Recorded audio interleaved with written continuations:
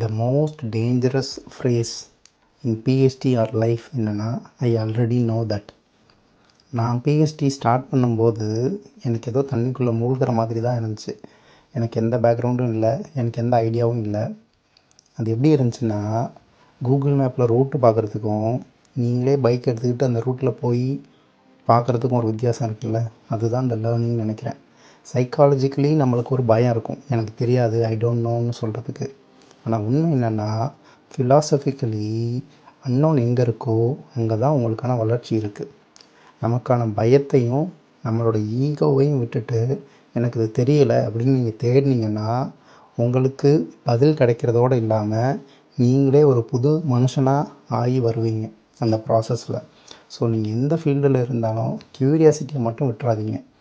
Keep learning, keep growing. இந்த சீரீஸில் அடுத்த வீடியோ பார்க்குறதுக்கு சப்ஸ்கிரைப் பண்ண மறக்காதீங்க.